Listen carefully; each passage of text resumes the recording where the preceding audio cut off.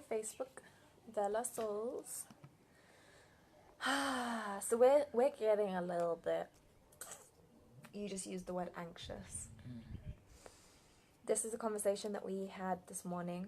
We created a container for it, a safe space, and I ranted and I shared some things that I haven't really shared in the context of race with Nyeniso before. We've had plenty of edgy conversations, but there were some things that I felt I hadn't shared. And Nyeniso said, well, you need to share that. So we're here to somewhat have a discussion, somewhat hash it out, to set a container with intentions, and to really serve in sharing all of this. Like, to really, really serve. That is our intention here. For those of you who don't know us, I'm Yana, and this is Nyeniso, and we are married, and we are emotional clearing practitioners, and we are big believers in just diving in and facing the things that we tend to pacify. Is there anything else you want to share? Well, besides the fact that we are Vela Souls. We are Vela Souls. Yeah, that's about it. So, I was trying to go and find this video that we're doing right now and share it, but I'm struggling to find it. Oh, there it is. There Okay, it cool, is. Cool. Just click share. You don't need to write anything with it. Or just like watch in or something. Awesome. Share. Alright. So, we're gonna get into it. We're gonna discuss these racial things, these gender things, these oppressor-oppressed things, these many different things that are very very relevant to our dynamic in many ways. Very relevant to how we show up in the world and the contexts that we find ourselves in. So to give context to anyone who doesn't know us here, I'm from the UK, British German. Got called Nazi a lot when I was growing up at school as a joke that wasn't funny. And so my end of the racial conversation has very much been oppressor. And really navigating that. What is it to be white? What is it to be in the oppressor box? What is it to navigate all those things? And coming to South Africa has really brought up a lot of that for me. And Nyeniso is from South Africa. You can speak back a little bit to your background if you care to. Yeah, South African black man, born in the cusp of the end of apartheid, 4 years before Mandela was released. I was part of the first wave of the integration between black and white people, white children in South Africa. And what you doing? I just seen if I could invite people. Yeah, so like the stories of being the oppressed is very alive within me. And it's kind of complex for me, being in a relationship with Yana, to delve and live and understand my journey of being the oppressed, yet at the same time loving the image of the oppressor. And it's something that I journey with, that I go through ups and downs with, from a workspace to a social space, with friends, with family. That's my journey. And we also, from the other narrative that we address, that we're going to be addressing, which is sort of goes in a mirror-like image with this conversation of white and black, is the man and the woman, the masculine and the feminine. The stories of the man being the oppressor and the woman being the oppressed.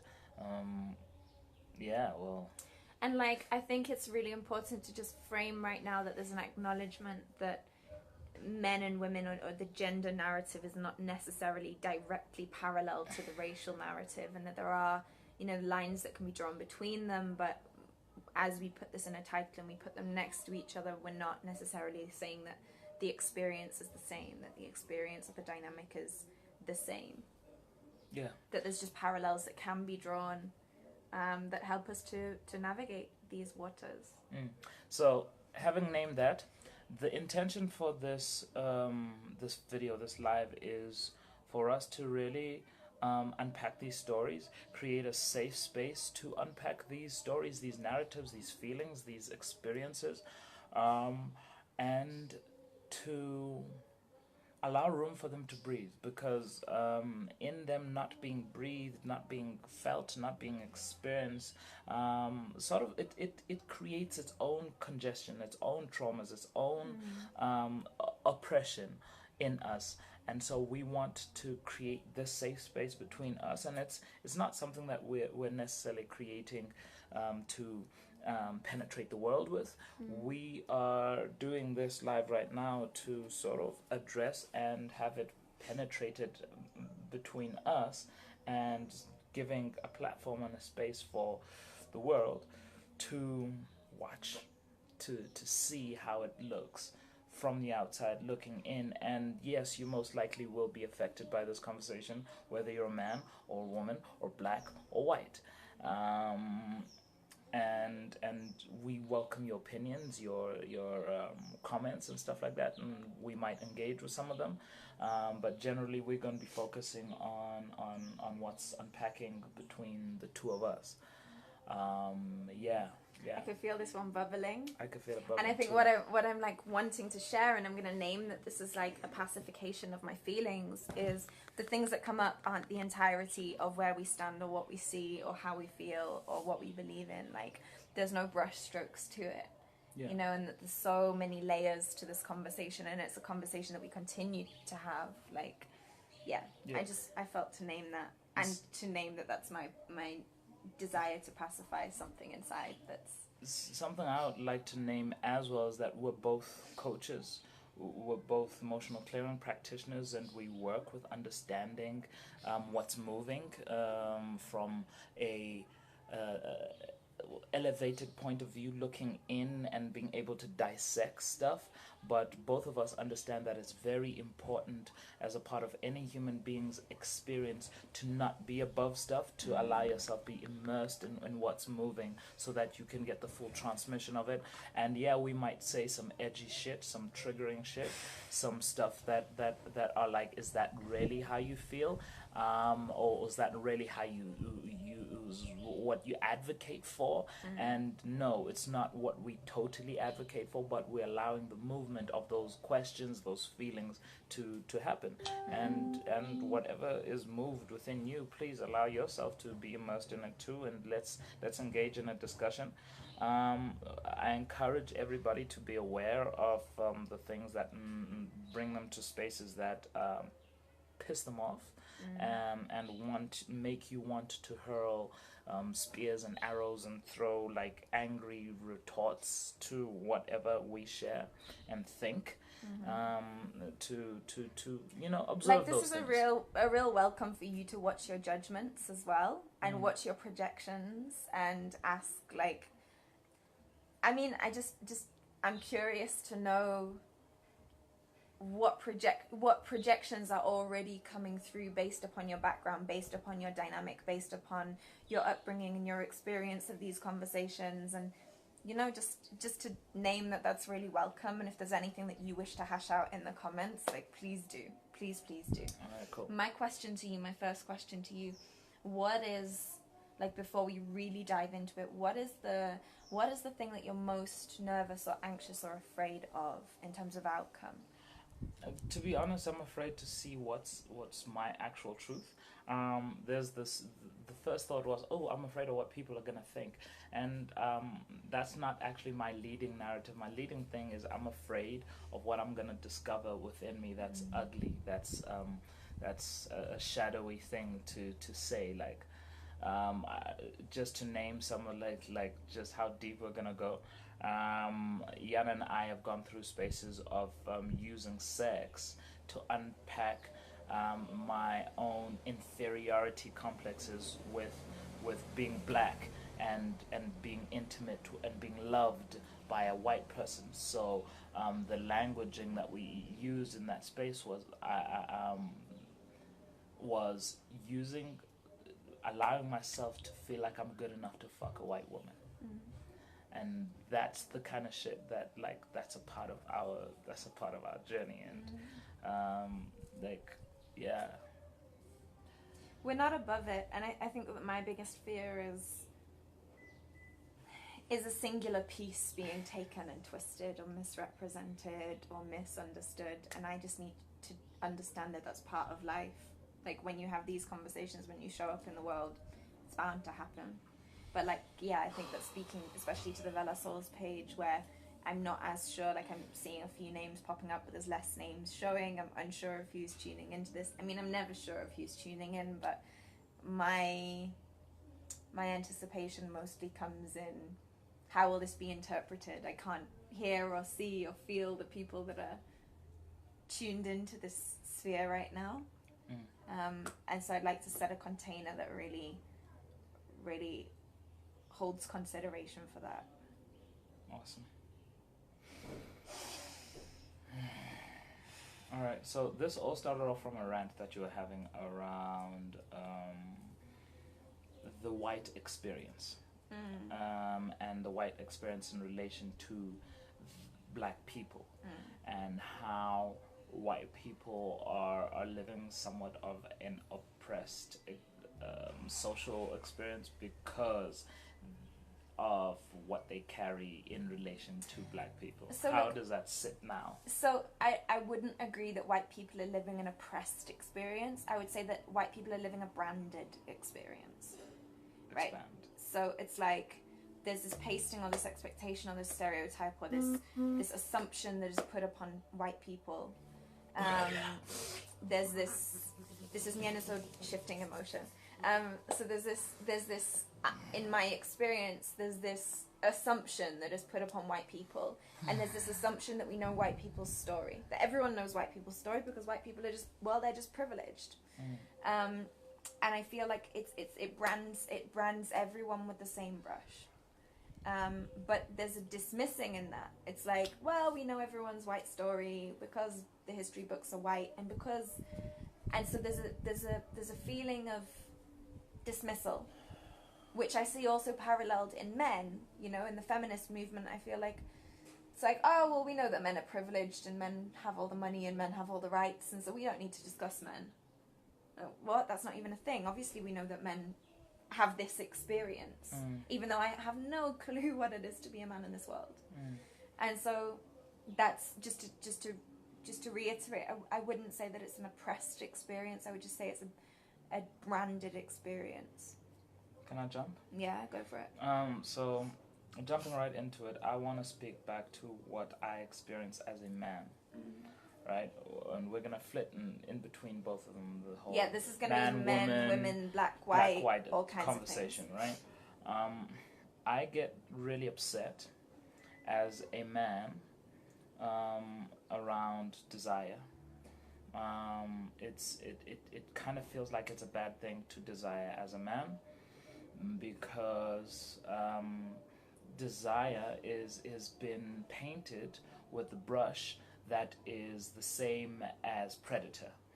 And so that's my biggest challenge and upset with that. It's like each time I as a man desire a woman, desire sex, desire ass, desire boobs, desire touch, desire affection, desire being close, I am hand in hand with being a predator. And like when I often feel myself, and this is probably what actually moved for a lot of men with the Gillette ad, especially that part when the black guy called the white guy off from hollering at that white girl that walked past, is that like his desire to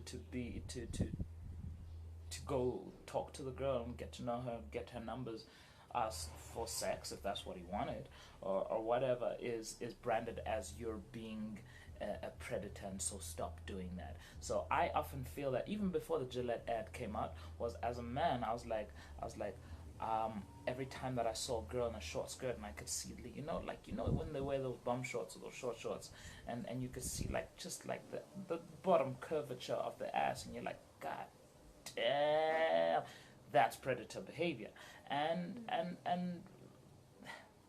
that's not predator behavior if I feel into it. If I feel into it, it's not predator behavior. It's just simple desire, lust, and that has been put hand in hand with predator. I think we need to go back to what the fuck is a predator, because desiring ass, wanting a woman, wanting to seeing her boobs and getting watered in the mouth, that's bad thing. Why? That's predator behavior that needs to be reined in. Why? Because all of a sudden, if I'm in a relationship and I see your ass hanging out of something short, then it's okay to be aroused, horny, full of desire and lust. It's an edgy thing. I get pissed off. It's like, what are you saying? I'm not allowed to feel. I'm not allowed to feel desire. And that's my edgy thing. What were you going about? I just had a really beautiful, very big realization around this idea of so I've often been confused at why you being with me has anything to do with not loving black women.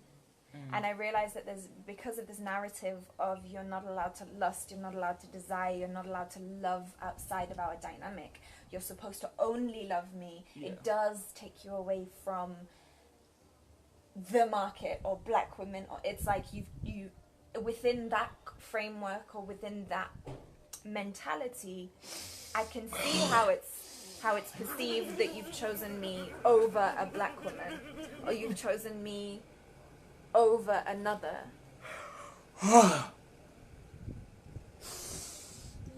Yeah, that's exactly it. And so I only just landed that piece now. I've often held a lot of confusion around, and then I understand how that then further perpetuates this feeling of I need to desire black women even more. I need to love black women even more. I need to give myself to black women and also the black community even more, and prove myself as a black man even more.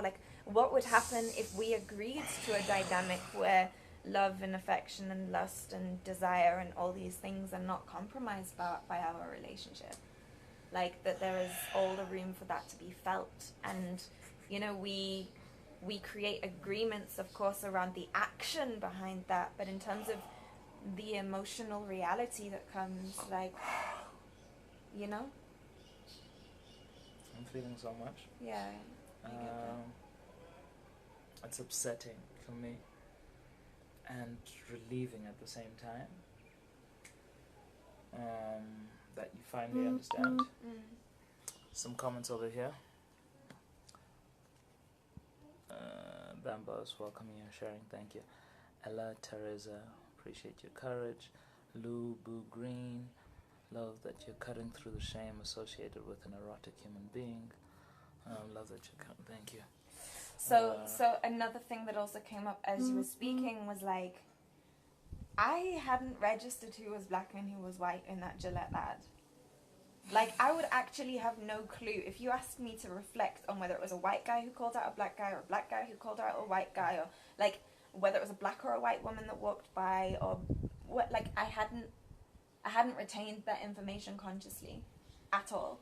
I think and it just it further highlights how that's a lesser part of my filter of reality. Do you know what? I personally think, just to drop it in there, I think the world would have had something else to talk about if it was a white guy calling out a black guy from flirting with that white girl.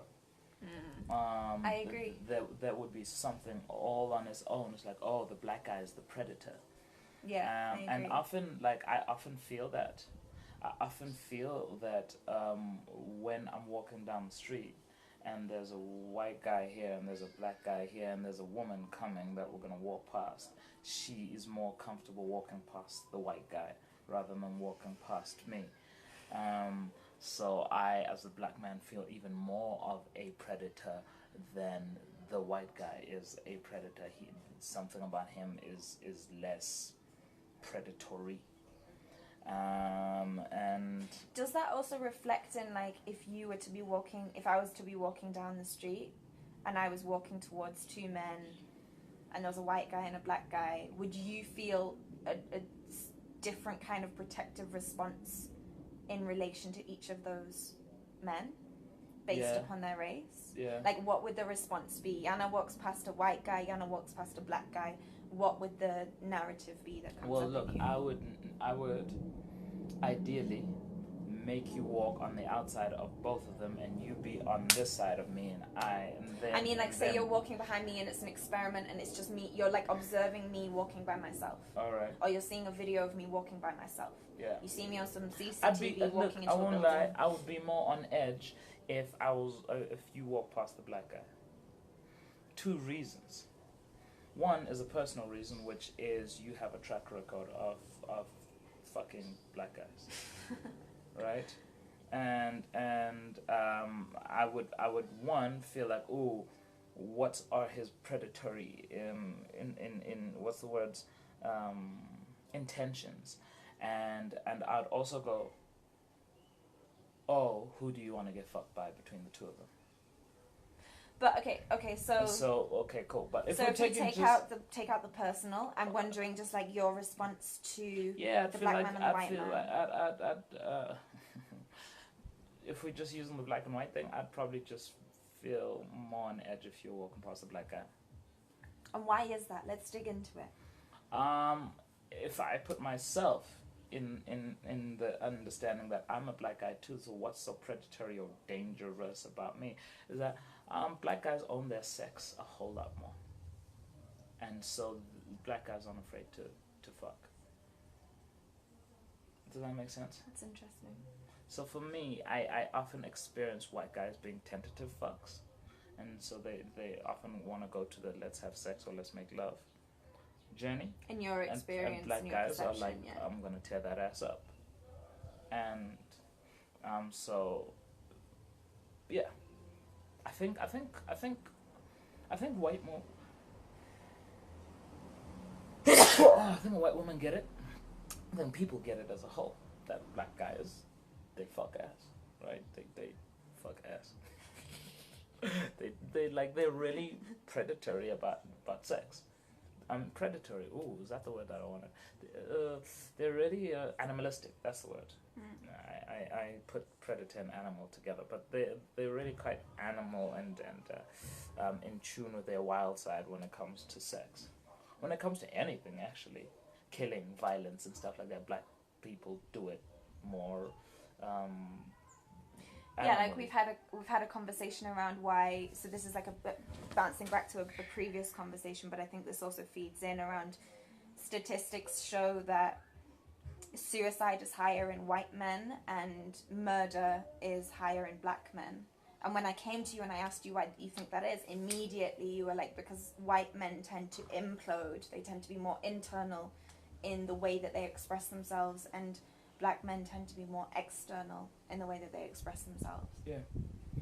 So that, like, that together with sex or sensuality or any of these things is and again, like, this is just working with general perceptions. This is not making definitive statements about individuals. The entire. Look, but this is my general experience is that. And one thing I want to know is, like, that's one thing I'm trying to figure out.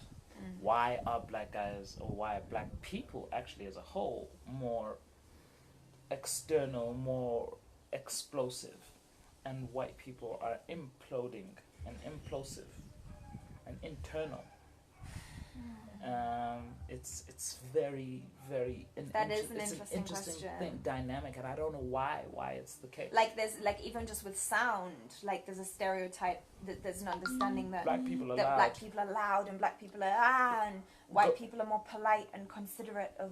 Dude, you watch black people have phone calls, and like you'd swear they were talking to a whole fucking room of people. You do it. I do it a lot. Like right now, I feel like I'm speaking soft, and I'm speaking pretty. I can hear that I'm speaking quite but when I'm on the phone, like it's like, hey, how you doing, bro? It's like Fuck, there's no man. phone. Yeah, man. Such a long time. And I can hear it. It's That's like how there's we no are. phone. And I don't know why. I don't know why, but we're like that all the time. Phones, very typical example. Even conversations in the street, very typical example. I don't know why black people are so expressive. I don't. And so they become scarier because you kind of feel it Because coming. you can't tone it down. Can't tone them down. You can't tone them down. I mean, yeah, like, it's true. Yeah, It's true. You could see it in black theater. You could see it in like artistic expressions. Like black people do this shit, white people do this shit when they express themselves. No, it's true. And that's really scary. I know that you get like very. When I get into my loud and expressive thing, you get scared. You get, I'm being attacked, and I can it's feel more that. just like, ooh, And I could feel that a lot of people in society do that too, and I think being in a relationship with you has somewhat made me more conscious of that and more attuned to that, because I was in the car the other day with a friend of mine. And he was on the phone, and he was sitting in the front seat. I was driving, and this dude was like banging out my ear. I was like, he's right here. Why are you shouting? And that's really strange. So anyway, that's the whole dynamic. Tell me about. So there's a comment here. In Australian culture, I feel it comes from shame and guilt surrounding colonizing. Tall poppy syndrome is off tap. Interesting. What does that mean? So it's like tall poppy syndrome is like thinking that you're above it all, and the byproduct of that is like dragging others down. Okay.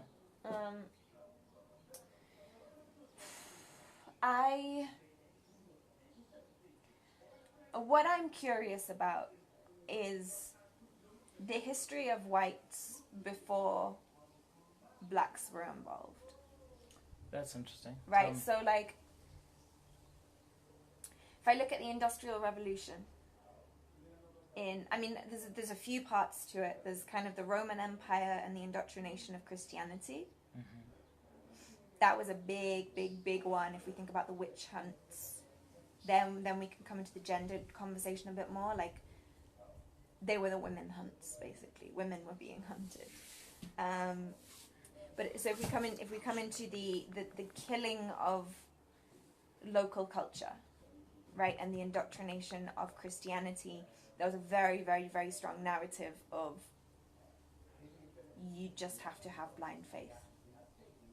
You can't know what's in the book, but you have to live by what's in the book, and only the one person in the village who can read and is anointed as having the right to read the book, the Bible, is the one that can tell you what to do. Mm-hmm. So there's this like silencing of knowledge, the silencing of information, which I think has led to perhaps the flip side of wanting all the information. I wonder if that's played out. So it's like you're not allowed to know. Mm-hmm. You just have to believe. Mm. And the moment it's like, well, now you can read the book. You want to read all the books. You want to figure everything out. You want to analyze it all. You want to like. I think that there's something there, and I don't think I've hit it. I don't think that I've articulated it fully, but I think that's one thing. And then, the Industrial Revolution. Nobody is talking about the factories in London. Nobody is talking about child labour across the UK. No one is talking about the Industrial Revolution. And that there are whole generations of children that worked in factories. Families sold their children to chimney sweeps. Mm-hmm. And children would have to go up the chimneys. How do you feel like that relates and to I think that it's unresolved trauma. I think that there's a lot of trauma in white people that just has not been spoken about. Mm-hmm. There's a lot of unresolved trauma. There's a lot of wars that have gone down throughout history, and I think that this narrative of holding it in has bred this implosion. You know, and I think that has a lot to do with it. I think there's a lot of points in history where we can look at trauma that has just not been dealt with, that has then been inflicted upon others. You think that's why, okay, this is slightly, do you think that's why we find that more clients of ours and more clients for this kind of work that we do, even with other people, are white rather than black, for emotional development or self-development work, trauma release work and stuff like that, attracts more white people than it attracts black people?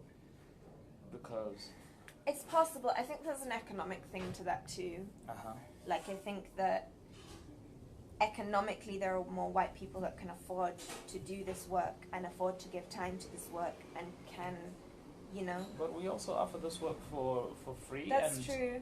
Very cheap, That's and people true. still Yeah, no, that's true.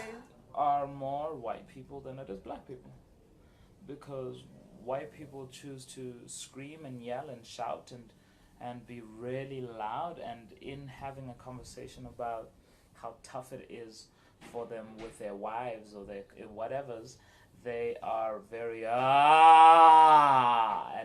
allowing more than just whatever they're conversating about to move through them.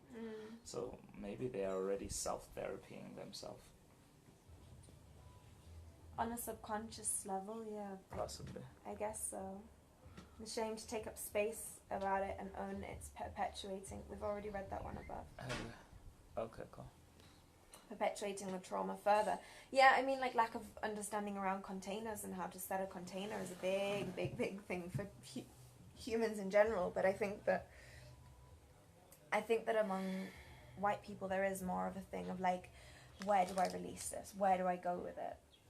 Do you know what I'd like to hear more about right now? And what would you like to hear more about? I'd like for you to share more about what you started talking about this morning, about white people feeling really angry that black people are using them as their excuse, and your feelings around are you using your situation as an excuse or a hurdle?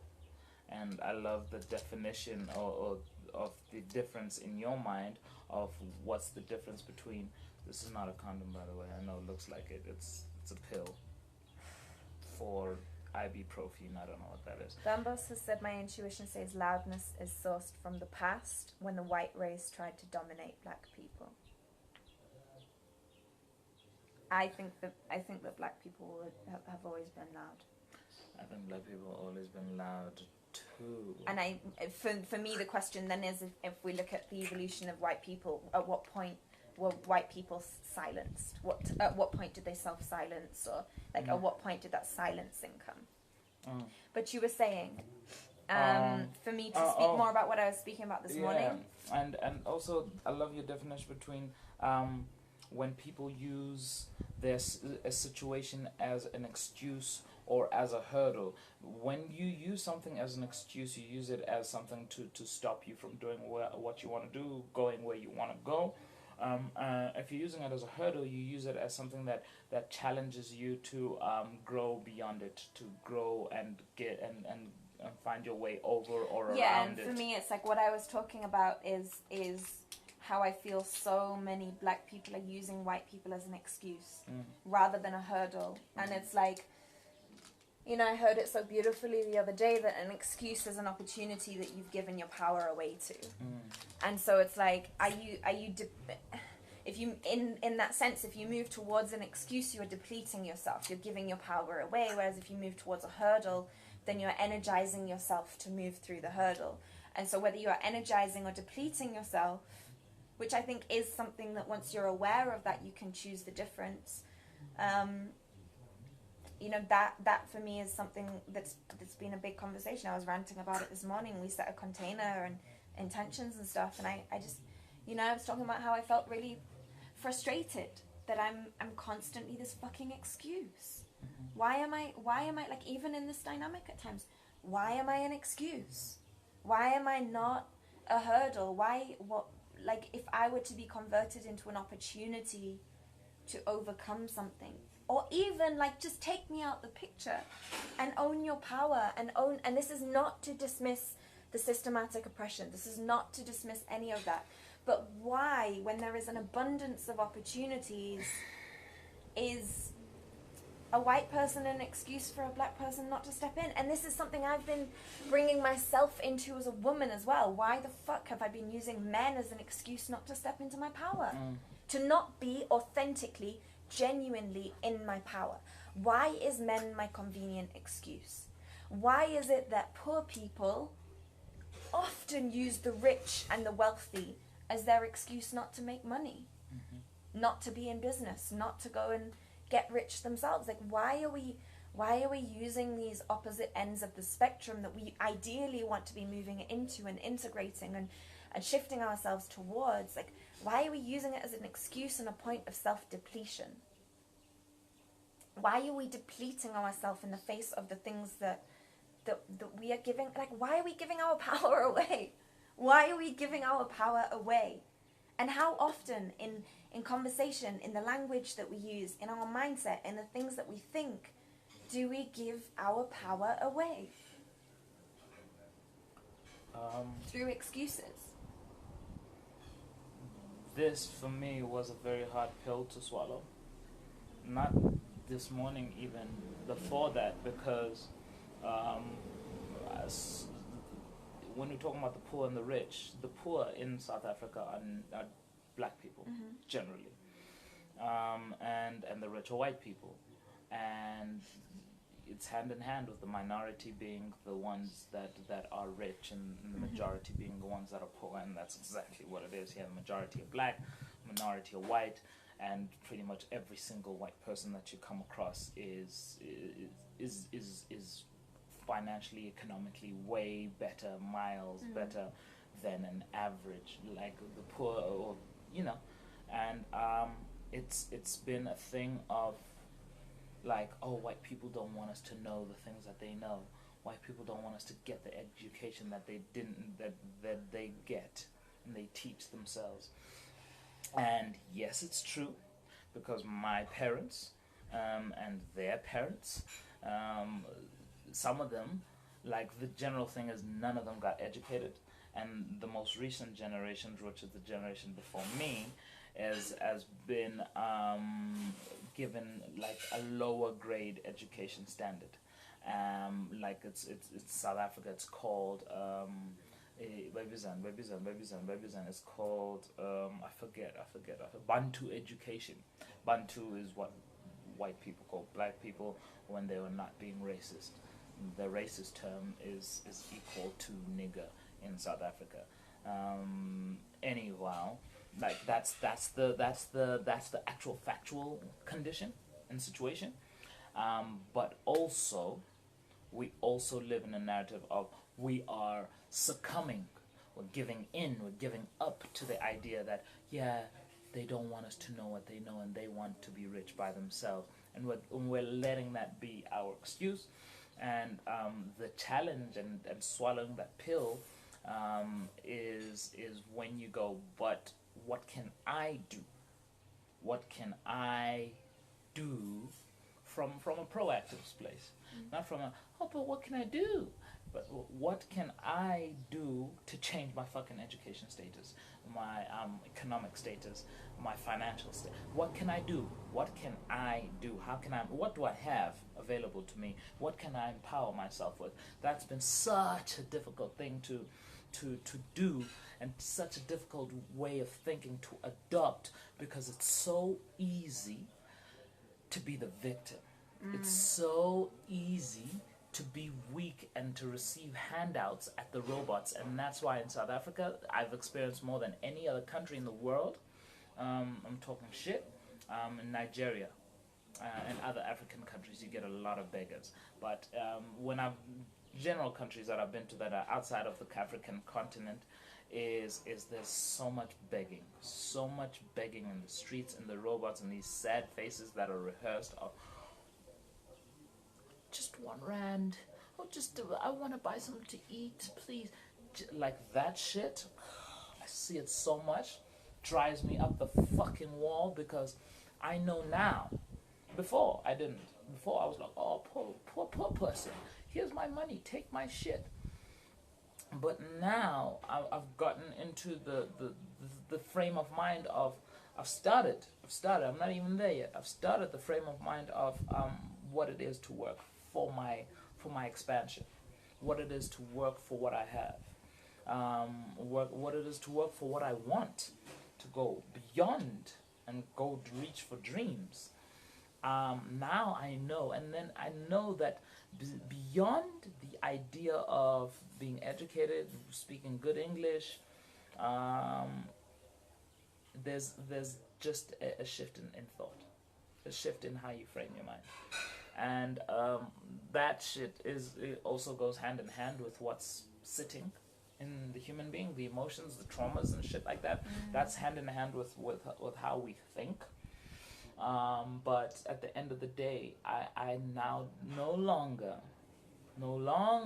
give in to the idea that I can just stay at this letting people give me shit and therefore wait for someone to save me and be saved. That has been a hard pill to swallow, to not make someone my perpetrator in order for me to stay as a victim. And that's big of you. That's been really, and look, I'm where I am right now, and I still get those waves. I still get, why aren't people giving me opportunities? And I get upset. But then I remember the journey of changing how I see myself. There's a comment here, if you want to understand the root trauma of white people, read The Iceman Inheritance. I look forward to reading that. I'll definitely check it out. Thank you. Have you heard of that? No. I've never heard of it. I've also not heard of it. The Iceman Inheritance. Cool. It's interesting what you're sharing, like, because I think that I think it is a victim perpetrator rescuer, like, thing, right? I think it's across the board. And I think it's also interesting how, okay, this feels like an edge to say, but victims fight. Fight what? Fight for their victimhood. Fight for their victimhood and fight for the outcome, right? And it's like, what if you don't have to fight? What if as women you don't have to fight for power? What if and there are points in history where yes, fighting was, this is why it's an edge, there were points in history where yes, it was essential, but right now, today, what if you don't have to fight for your opportunities? What if you don't have to fight for whatever it is that you want? Here's something that I want to talk about that I feel like might finally drop something really precious for men. When we went to ISTA just now, Des talked about women being responsible for their own pleasure. And something that I've experienced within us is I've always felt responsible for you to be aroused, for you to feel open enough to have sex. And like, it's always felt like, and I understand this so much because it goes on and on and on and on and on with so many men out there being frustrated, being given the responsibility and the weight of foreplay, and the weight of turning the woman on, like something that really was said very differently in a way that cut deep for me was when Des is like, turn yourself on, get yourself open, and when you're ready to fuck, call me. Like edgy as fuck, but actually, what woman is taking time to give a man foreplay so that he's ready and open enough to be aroused and hard to penetrate? And that's like that shit doesn't exist. It's I like, agree with this. Be honey, come to me, and then turn me on. I agree with this. I agree with this, but simultaneously, let's address the pressures on women to be desirable for men. Because I think that the foreplay for men is actually women doing their makeup, their hair, going to the gym, dressing in a particular way, being in their heels. I think that there is a foreplay dynamic that is just elsewhere. It's out of the bedroom. It's not to do with intimate touch, but it's for the male eyes. And I think that, like, if I was dressed slobby for too long, you would have an issue with that because other women are looking more desirable. And this goes hand in hand with that mirror of black and white, of man and woman, of what things does a man have to do to make sure that a woman is aroused and interested, making her feel safe, being proactive and driven and success wanting and making money and creating a safe home and all of that shit. Those are things that are things that make a man desirable for the woman. So like there is no either or oh look how much the woman is doing, she's making makeup and wearing heels and shit. Yeah, do that shit because it will make a man feel the desire for you. And same thing as the shit that a man has to do to make a woman feel the desire for him. It all comes down to self first, doesn't it, really? Self first doesn't mean self only.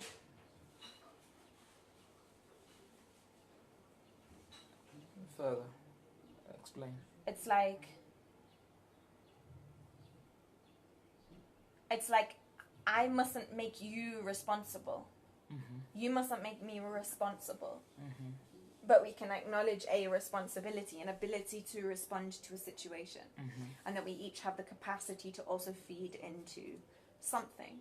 But it's interesting, like, as you're speaking, Michal, it brings me back to a story that she told us of, like, and I won't go into the full story because I feel like that's her journey, but the end point of the story was a man being like, you ask us to treat you like queens and to hold yourself, like, to hold you with reverence, and at the same time you're playing victim. How am I to fully respect you? Like, how am I to fully respect you? How am I to call you queen and then hold you as a victim? Like, which is it?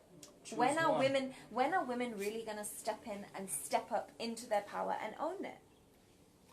And I think it's the same thing with black people.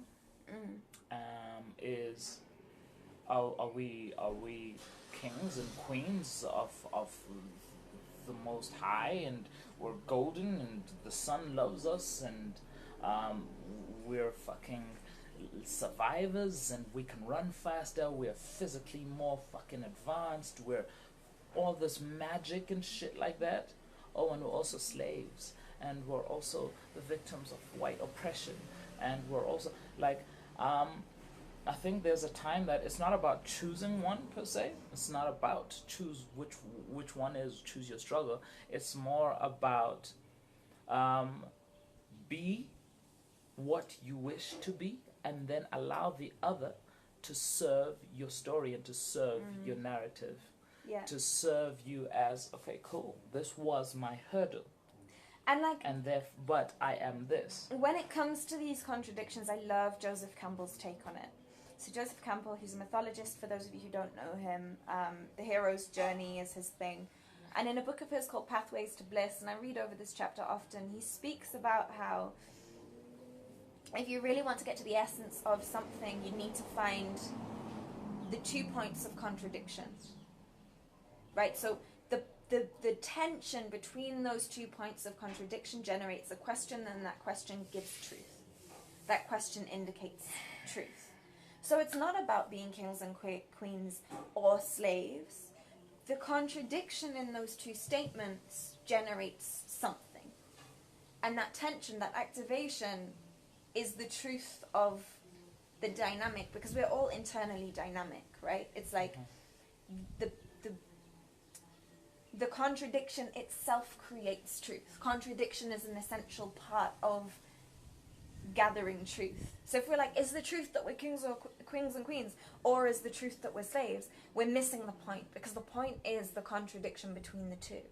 That's like that's the essence. And he talks so beautifully about how in every culture there will be a point of contradiction. You know, you get the king in historical England who goes to church, or like the knight, right, in historical England, who goes to church and swears upon the Bible, and then like goes and gets wrecked and parties and becomes somewhat of a hooligan on the weekend with a million different women and, you know, feasts or whatever. Or you go to, you know, if you want to go to the point of truth for a Muslim guy, you don't go to the scripture or to how he lives his life. You go to the points of contradiction between them, because that offers what we're actually meeting in someone. Does that make sense? And therefore? And therefore, it's like embracing the contradictions is the way that we can really come into wholeness. Right? Because what does it look like when you integrate the slave and the king? Day and night. What happens when you integrate the slave and the king? Who do you become? What do you become? That's the point of truth. That's the point of reality. What happens when you integrate your masculine and your feminine? What happens when you integrate your absolute skepticism around culture and your reverence for it? What happens when you integrate your absolute desire and love for me and your hate for me too? Because that's like, rather than being like, am I here or am I there, going, whoa, I embrace all of this. You're victim and... we're all of it. You're perpetrator. We're all of it. Yeah. But that doesn't mean to say that we don't embody certain points of the spectrum more at different points in time. That doesn't mean that we can never indulge, you know, one end of the spectrum fully for a moment. It's just like, let's not delude ourselves into thinking that we need to choose just one. I personally feel like we've addressed a lot and hit a lot of points, and I think right now we can hit some conclusions and come to a close for this round of this expression, and then possibly re-enter it at some other point, phase later, after having integrated what's been shared and moved through now. Yeah, look, I guess as a whole I totally agree. As a whole I agree that that middle ground, that meeting point between my journey as a black human being in relation to whiteness is what's going to lead to my freedom, is the word that was used here. Neutrality is freedom. And as a man in relation to women, I am the fucking what's the word that I was using earlier? Predator, the hunter, and what's the meeting ground between that and the hunted, the victims once more, and how am I both? And how does that serve me, and how does that serve society? Because at the end of the day, we were on a live video not too long ago talking vaguely on sex and stuff, and how a woman was on my side about women want to be hunted and stalked and fucked, but at the same time we also need to live in this tiptoe line of not being these predators that make women feel unsafe, and here we are. You're saying it's interesting? What? It's interesting that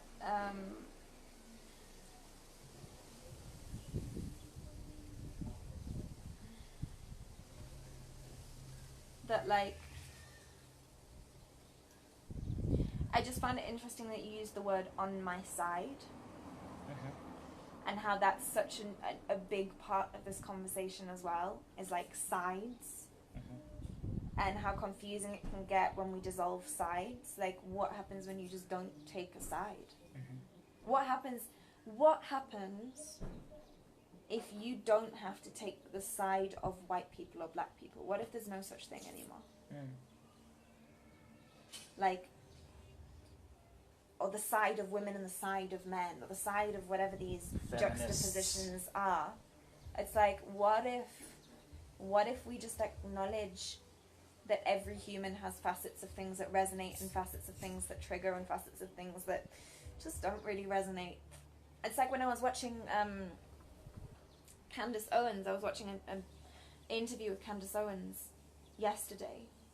This woman who's now very right-wing Trump supporter, she's a black woman, and she was talking about her journey into conversion. Like the title of the interview was From Left to Right. And I was just really curious about how there were some things that she was speaking about that I totally resonated with and that I found fascinating. Other things that sparked massive questions in me, just like real pondering, like, whoa, that just opened up a whole Pandora's box of exploration. And other things where I was like, nah, I'm not with you there. And to really visit and experience a very intense range of agreement to disagreement with one person. Like, it really hit home how much that's the case with everyone. And to simplify and go, I am in agreement with this person because they said a thing that I agree with. And then suddenly they say something you disagree with, and it's like, I disagree with the person.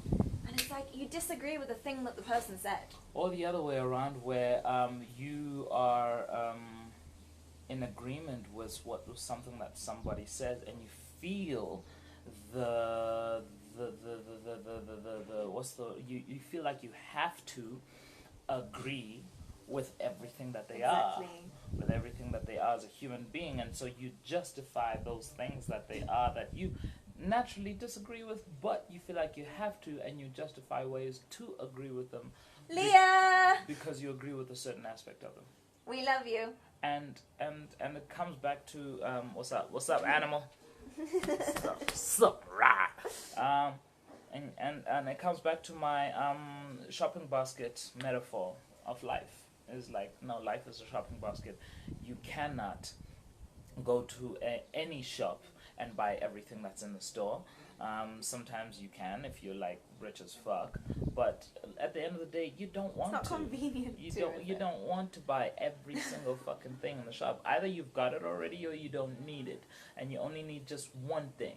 You go to a hardware store and you just go in there to buy that hammer because that's what you need. You don't need every single door hinge that they've got there and shit like that. Like that's metaphor for like you can engage with something in life and take out a tiny speck of it, and that really hits home for you. Like this entire video, you could have watched this whole, I don't know, it's probably an hour or so by now, and only come away with like 10 seconds worth of information that really resonates and hits a point home for you in your life. And that's okay. That's okay. You don't have to agree with every other thing that we said in this video. Yeah. And that goes with everything else in your life, like with every people. Like I no longer totally identify myself as a Christian, but I was brought up in a Christian background, and there's so much that I resonate with strongly about what I've been taught in my Christian journey.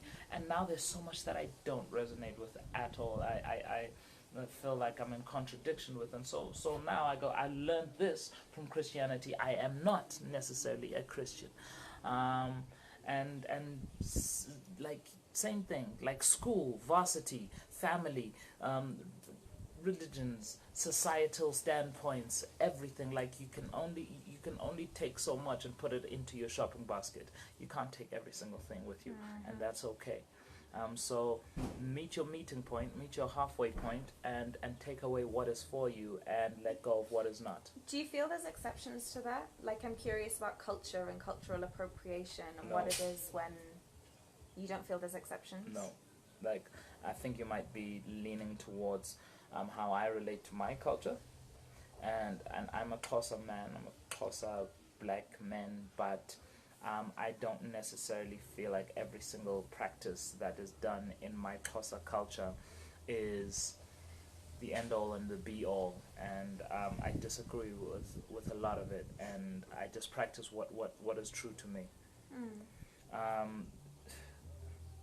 Edgy subject, but I'll briefly touch on it, is Xhosa initiation. They often go into all kinds of like intricate Leah once was in her shopping basket. intricate flavors of stuff that's being taught about what it is to be a man and blah blah blah, And listen, long story short is every single young black man that's Xhosa man that's come out of initiation, especially that's in my family, I tell them the same thing. Being a man is literally to do with your relationship to self, in your relationship to family, in your relationship to loved ones, and how you want to show up, not how everybody expects you to show up. And you will see your traits of a man in how you show up. You'll see your traits of a man in your actions, not all of that other fancy talk and the lingo that you need to know. And because you don't talk a certain way, you're no longer a man. Like that's like politics. That's an internal into the Xhosa initiation stuff. And yeah, that's my truth, and that's my feelings. I think we can wrap it here. Yeah, let's wrap it up. Thank you for being with us, welcoming your comments. Thank you, Isaac. Leah, we love you. Yeah, sending a lot of love, and let us know how this fits with you. We said a lot of shit. We did share a lot. Yeah, this one was a good one. I wonder how long we've been live. Let's check it. An hour and 1 minute. I was That's right. us. Big love. I want to put you in our shopping list, Leah.